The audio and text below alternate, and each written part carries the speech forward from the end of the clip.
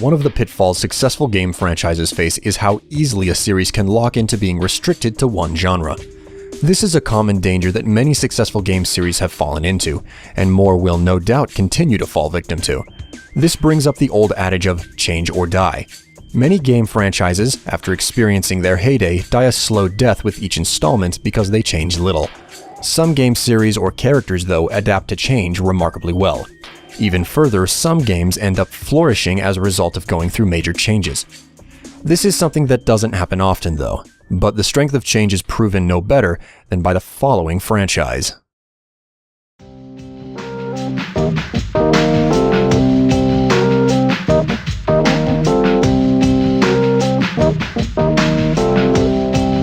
Designed from a decidedly unrealistic top-down perspective, the first games in the Grand Theft Auto series only ever found moderate success. The awkward driving controls and difficulty attempting to aim from such a viewpoint didn't help either. That's also on top of the fact that the first games have little to no direction and are centered around their penchant for mayhem. Typically an award-winning combination, if not for their awkward-feeling gameplay. Grand Theft Auto 3, on the other hand, is the centric installment that changed the franchise. Aside from being explosively popular, Grand Theft Auto 3 is also a game which set industry standards for open-world, free-roam game design. This is how Grand Theft Auto ended up breaking its mediocre success barrier and changed genres, by helping to establish a new one. The original Grand Theft Auto titles, being more akin to Zelda games, are classified under the adventure genre. While this may not seem to make sense in modern day, when compared to other games of the same generation, the classification makes sense. As the progression of the series shows, though, Grand Theft Auto started out using a genre design that limited its possibilities, and those limits were only surpassed when the series changed genres. Grand Theft Auto wasn't the only game series to reinvent itself, though, and amongst the many series that have done so, there's one particular older series that struggled to find its place in a three-dimensional game market.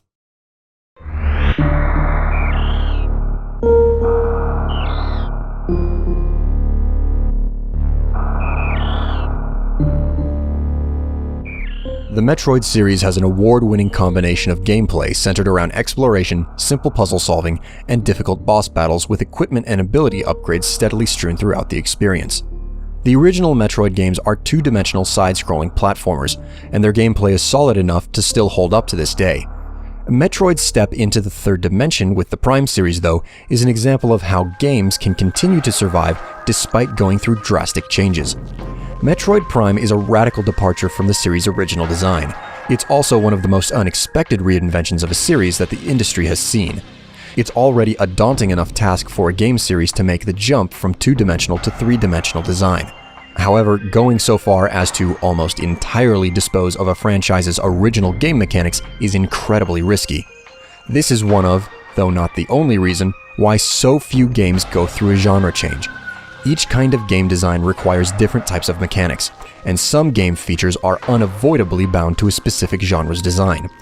Having to change, alter, or altogether ditch some mechanics from a series for any reason is a bad idea, and it can easily anger fans. In the case of Metroid Prime, though, the balance was maintained, and the game ended up being successful. All games face certain resistance when trying to overcome the genre barrier. However, it's far easier for characters to do this, and a few iconic faces have such unrivaled popularity, it's nothing to bat an eye at when they're seen in different and uncommon types of games.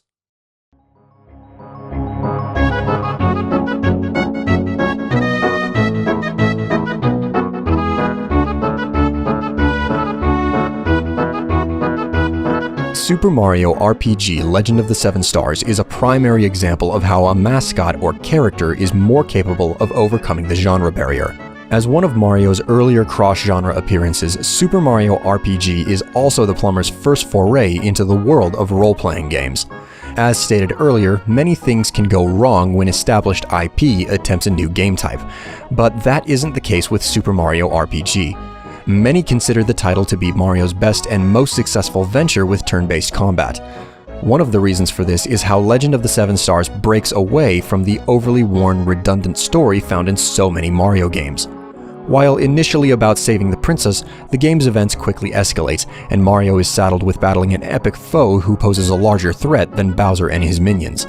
In the process, he travels across multiple biomes, befriends new characters never seen in any other Mario games, and even ends up teaming up with some unlikely but familiar faces. In addition, the refreshingly different story and events are backed up by a highly efficient and satisfying turn-based battle system, akin to those found in the original Final Fantasy games. All of these things culminate in a well-written story drenched in familiar characters and elements, but containing enough original content for the experience to be new and different, all while being built on solid gameplay.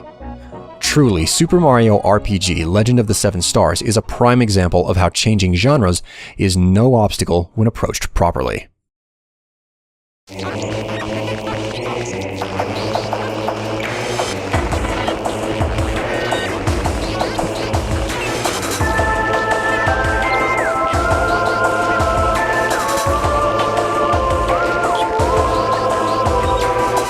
What most people fail to realize about games that transition between genres is how what makes a game successful is the quality of its interaction, followed by how well its story is told, if any.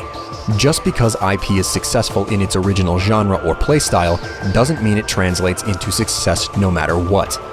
Good games are good regardless of what characters appear in its story, or what world it takes place in.